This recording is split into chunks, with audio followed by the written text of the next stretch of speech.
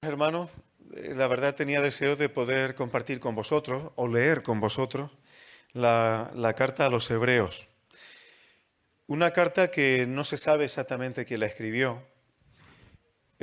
Algunos de los padres de la Iglesia mencionó que la había escrito también el apóstol Pablo, pero hay dudas de eso por distintas razones, no solo porque no la firme, sino porque hay expresiones que no forman parte del lenguaje habitual que utiliza el apóstol Pablo en las otras cartas. Se ha propuesto o pensado que pudo haberlo escrito Apolos, porque Apolos era un varón que tenía un conocimiento de la escritura muy serio y muy importante, y era un hombre con bastante sabiduría, y parece ser que el griego que viene en la carta a los hebreos es un griego de categoría, digamos. También se ha propuesto la posibilidad que la hubiese escrito Priscila y que quizá por eso no se firmara, porque era mujer y es una posibilidad porque era una mujer que tenía también bastante conocimiento. De hecho, ella junto con su esposo expusieron las escrituras a Apolos, que ella era un varón elocuente, para mostrarle más claramente cuál era el camino en el Señor. Y la otra posibilidad, que también se especula y se comenta, es que pudiera haber sido Bernabé. Bernabé porque es una carta que demuestra un conocimiento de las Escrituras, y cuando digo Escritura en este contexto es del Antiguo Testamento muy amplio. Y Bernabé sabemos, porque lo dice Hechos de los Apóstoles, que era levita. Él era levita. Y recordad que antiguamente una de las funciones que tenían los levitas era estar en las ciudades del resto de las tribus e enseñando la palabra. Así que Bernabé era levita natural de Chipre y bueno, mucho conocimiento de las Escrituras y además como chipriota conocería bien también el griego. Lo cierto es que no lo sabemos con seguridad. Probablemente esta carta se escribió también no mucho tiempo antes, ya lo veremos cuando lleguen esos capítulos que nos lo delatan, que fuese destruido el templo. El templo y las tropas romanas, cuando ya asedian Jerusalén, y pudo haber sido escrito unos años antes.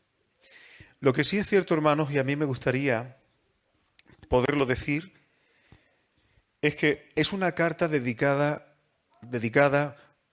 al pueblo hebreo. Deberíamos pensar que el concepto que el pueblo hebreo tenía de sí mismo como pueblo era de un pueblo escogido por Dios, un pueblo elegido por Dios en pacto con Él, un pueblo con promesas y con pactos de parte de Dios, y que esperaban un Mesías que reinara al estilo del rey David, que en un sentido político les liberara de todos los enemigos y les diera como pueblo el lugar que Dios había prometido que les daría y que serían un pueblo más especial. Para seguir siendo el pueblo de Dios, en el antiguo pacto había un día al año que era el único en el que el sumo sacerdote podía entrar al lugar santísimo. Ningún ser humano podía o debía entrar ahí, ordenado por Dios, salvo el sumo sacerdote y una vez al año.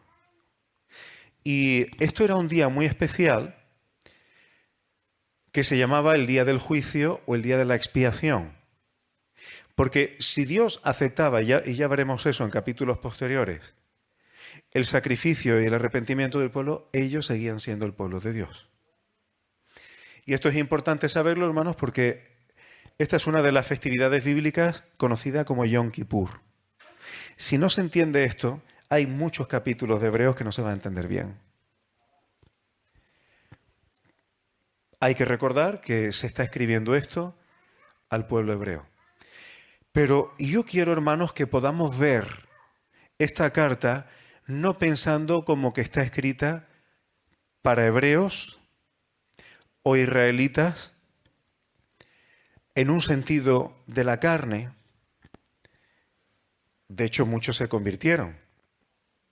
Los primeros cristianos eran judíos todos. Pero yo quiero que pensemos en esto nosotros como pueblo. Hemos cantado: a su esposa se le ha concedido que se vista de lino fino. Dios no es bígamo. Dios no tiene dos esposas. Dios no tiene dos pueblos. Hay un solo pueblo escogido y una sola esposa. Y solamente la fe en el Señor y solamente en Jesucristo y en la obra que Él ha hecho es posible esto. Esto sería para tocarlo largo y tranquilo. Pero a mí me gustaría, hermanos, decir esto por una razón. Las cosas que vamos a leerla también pensando en nosotros como pueblo de Dios, como iglesia, como esposa. Bien, hermanos, ¿cómo comienza esta carta?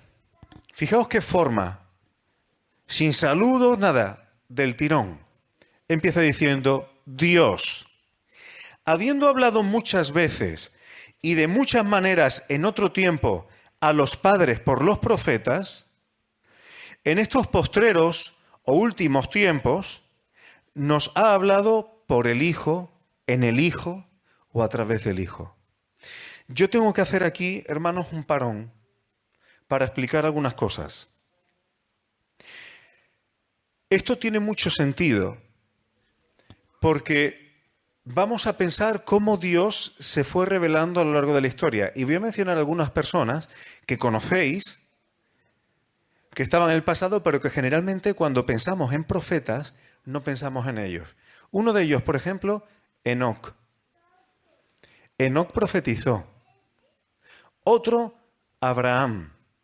Dios dijo de Abraham que era profeta.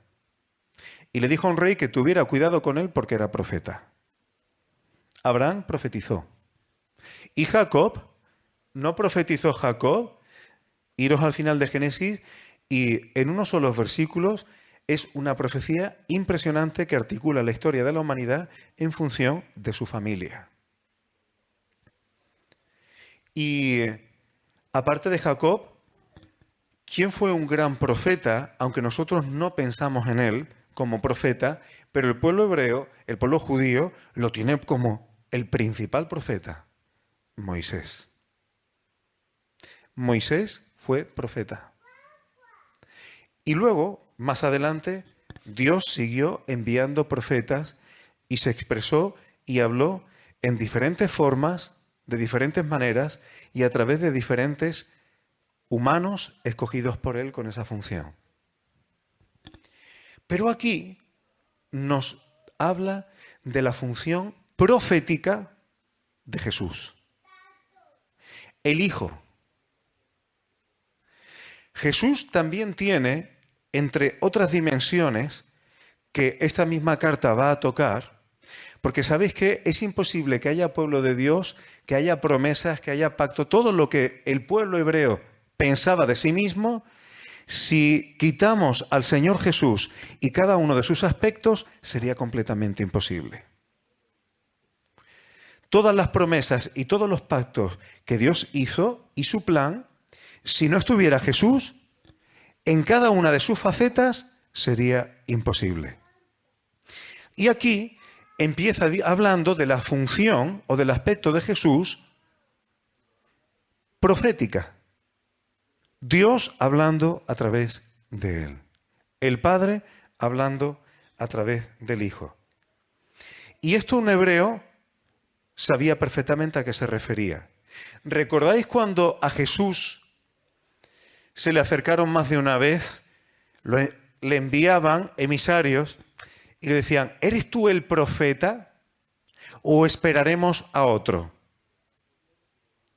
Eso, se lo dijeron a Juan el Bautista. ¿A quién se estaban refiriendo cuando le decían a Juan el Bautista, ¿eres tú el profeta en singular?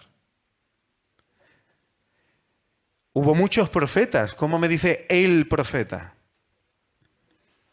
Porque conocían perfectamente lo que Dios, a través de Moisés, había profetizado, valga la redundancia, en Deuteronomio 18. 18:15. Profeta de en medio de ti, en singular, de tus hermanos, como yo, o sea, un profeta de una categoría como Moisés, aunque ya veremos en otro capítulo que Jesús también es superior a Moisés, pero como Moisés, que era quien lideraba a todo el pueblo. Te levantará Jehová tu Dios, y dice, a él oiréis. O sea, se profetizó que vendría alguien a profetizar de una forma muy especial. ¿Y qué dijo el Padre del Hijo? Fijaos qué testimonio más impresionante cuando se oye una voz del cielo y dice, este es mi Hijo amado, a él oíd. O sea, el propio Padre desde el cielo testificó que lo que estaba profetizado por Moisés se estaba cumpliendo allí y quién era la persona. Y dice en la segunda parte del versículo 18, sigo con Deuteronomio 18, pondré mis palabras en su boca y él les hablará todo lo que yo le mandaré. Jehová Dios, el Padre, diciendo que ese profeta que se levantaría en medio de sus hermanos, en medio del pueblo de Israel, Dios pondría sus palabras en su boca y que le hablaría todo lo que él mandare. Por eso Jesús dice, yo digo lo que oigo, hago lo que veo, lo que el Padre me da que diga, eso digo. O sea, Jesús estaba cumpliendo al pie de la letra esto. Versículo 19, cualquiera que no oyere mis palabras que él hablaré en mi nombre, es decir, lo que diga el Padre que Jesús diría en su nombre, yo le pediré cuenta. O sea, lo que Dios el Padre ha dicho a través del Hijo, el que no lo oiga y haga caso a eso, Dios le va a pedir cuenta. Y luego dice en el versículo 20 que si, esto lo parafraseo, que si hay algún profeta que tuviera la arrogancia o la presunción de hablar en el nombre de Dios y Dios no le hubiera mandado hablar o hable en nombre de otros dioses, tal profeta morirá. O sea, eso lo dice como una cosa muy gorda y seria. Hablar de parte de Dios sin que sea, y si no es de parte de Dios, eso es un pecado de muerte. Pecado de muerte. Tan serio como el adulterio, como la hechicería, como maldecir a los padres. Fijaos si se habla de parte de Dios algo y no es de parte de Dios. Es gordo, ¿eh? Eso puede traer maldición. Entonces, ¿cómo conoceremos la palabra que Jehová no ha hablado? Dice el versículo 21. ¿Cómo vamos a saber si la palabra de alguien que habla de parte de Dios, como profeta de Dios, cómo sabemos si él no está diciendo lo que no es? ¿Y qué dice el versículo 22? Si no se cumple lo que dice, ni pasa, es que Dios no ha hablado a través de él. Con presunción habló. Por tanto, no tengas temor de nadie que te hable así. ¿Y por qué estoy diciendo esto, hermanos? Porque Jesús, aparte del testimonio que dio el Padre, aparte del testimonio que han dado los apóstoles, nosotros podemos saber que Jesús es aquel que había de venir, este profeta especial, porque en su propia vida él ya predijo cosas que se cumplieron. Él habló de su propia muerte antes que ocurriera. Él sabía cosas que iban a ocurrir y las manifestó. Pero no solamente eso, sino que Jesús manifestó cosas que habrían de pasar, incluso después de su resurrección y de traspasar los cielos, que se han ido cumpliendo a lo largo de la historia de la humanidad. Y ojo, las cosas que Jesús dijo no están solamente en los evangelios. ¿En qué otro libro, los que han estado en el retiro saben a cuál me refiero?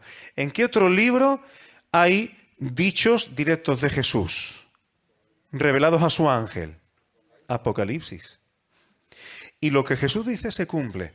Por eso podemos tener la seguridad de que Jesús es aquel que había de venir, aquel profeta especial, aquel que hablaría de parte del Padre, y que el que le oiga y no le eche cuenta, que se prepare, porque se va a encontrar con el Padre, de frente.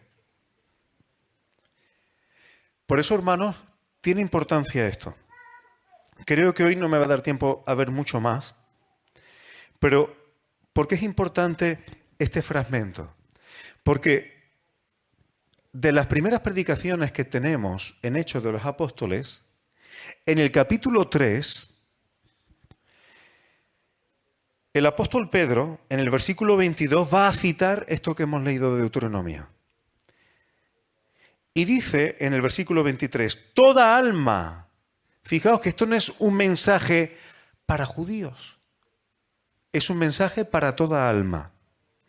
Que no oiga aquel profeta, ya sabéis que se está refiriendo a Jesús, dice, será desarraigada del pueblo. Es decir, cualquier alma que quiera formar parte del pueblo de Dios tiene que escuchar lo que Jesús tiene que decir. Si no, no formas parte del pueblo, sin raíz. Y dice el 24, y todos los profetas, desde Samuel en adelante, cuantos han hablado, también han anunciado estos días. Muchos profetas hubo antes, pero desde esos días, la palabra que hay que mantener, escuchar y tener en cuenta es la de Jesús. Y hasta ahora, hermanos, solamente he explicado un poco del versículo 1 y medio del 2. Así que vamos a avanzar un poco más. Fijaos, la segunda parte del 2 dice, a quien constituyó heredero de todo y por quien asimismo hizo el universo. O sea, este ser único y especial a través del cual Dios el Padre habló, profetizó y estaba anunciado que vendría, además es el heredero de todo. Y por quien asimismo, además, creó, hizo el universo.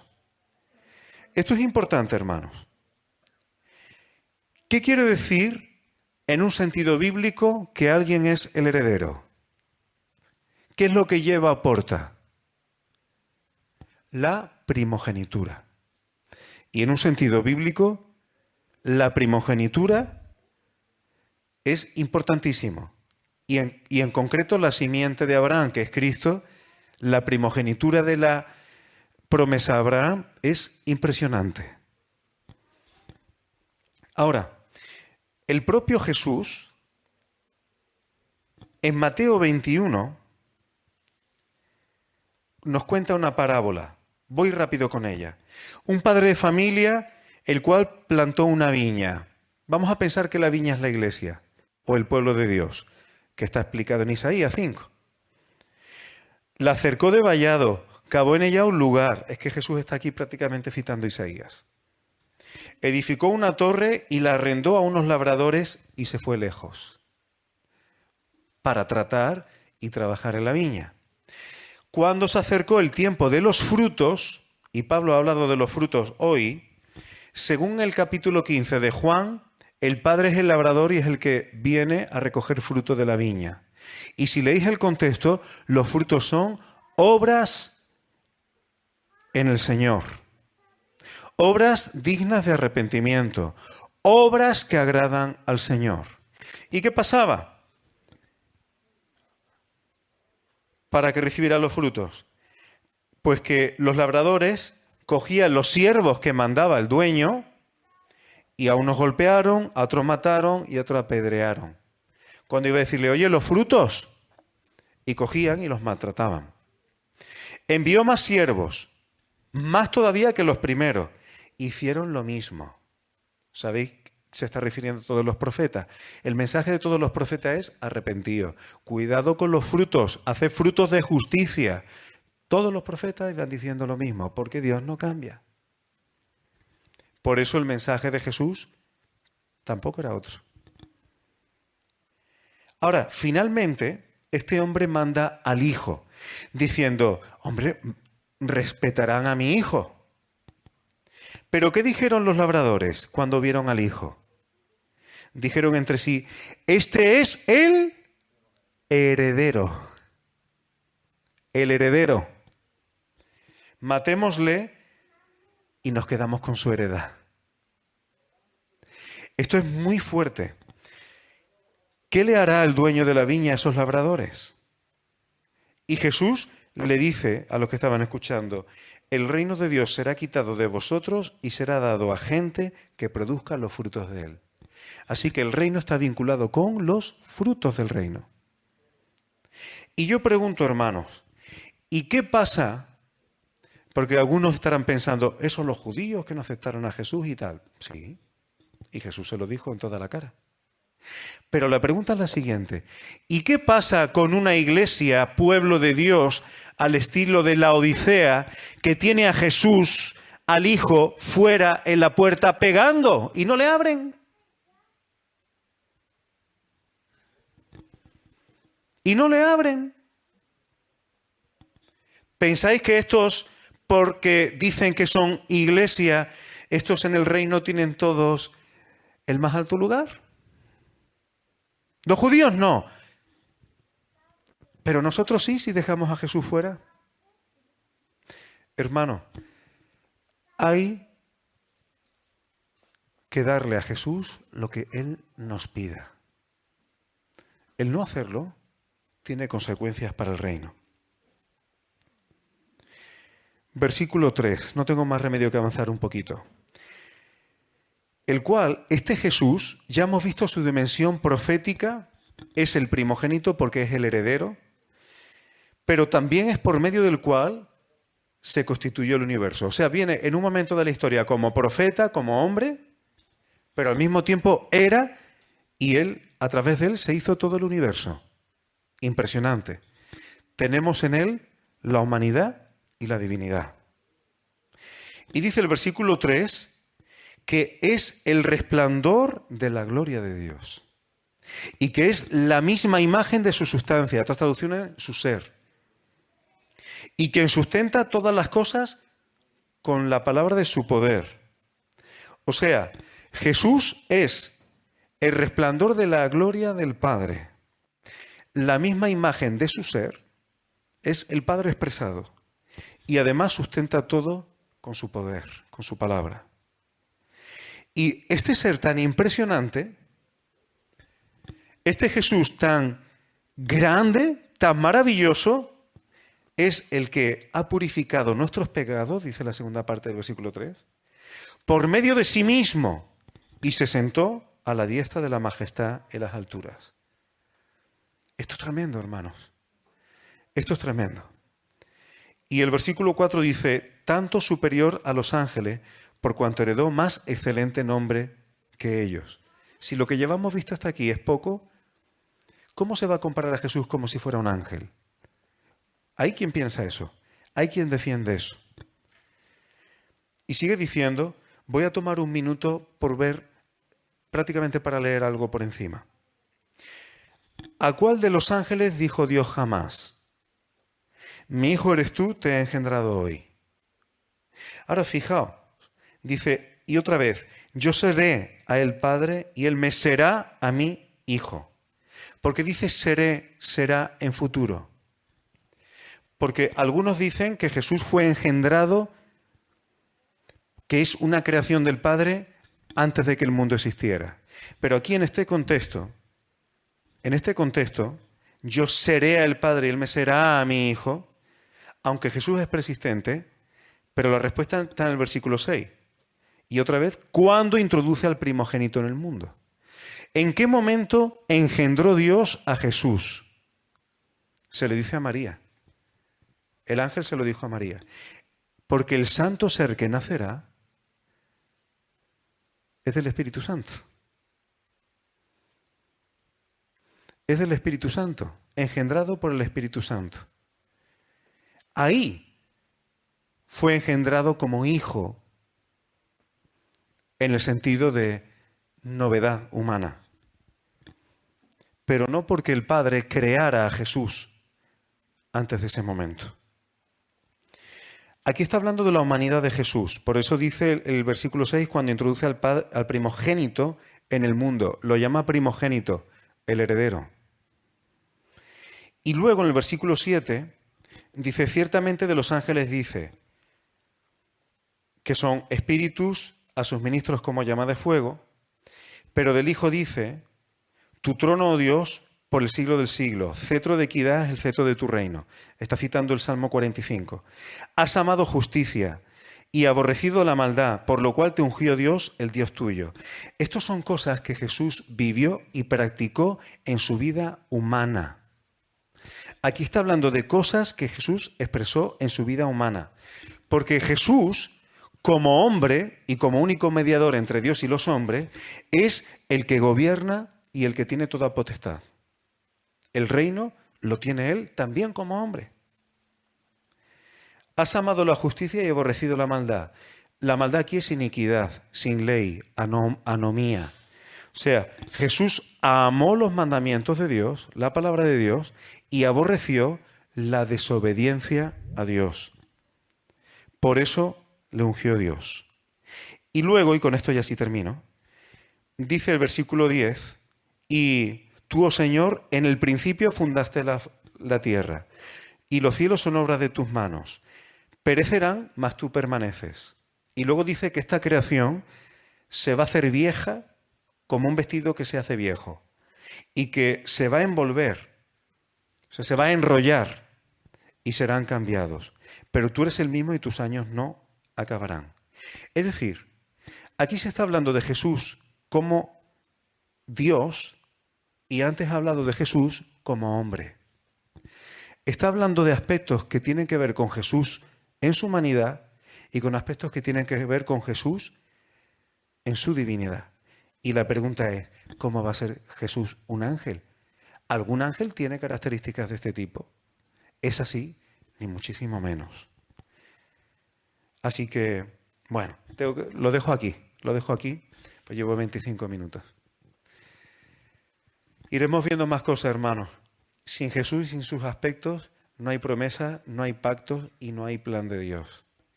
Y esta carta nos va a dar muchos detalles de lo maravillosa que es la persona de Jesús y por qué le necesitamos para poder formar parte de ese plan de Dios. Amén.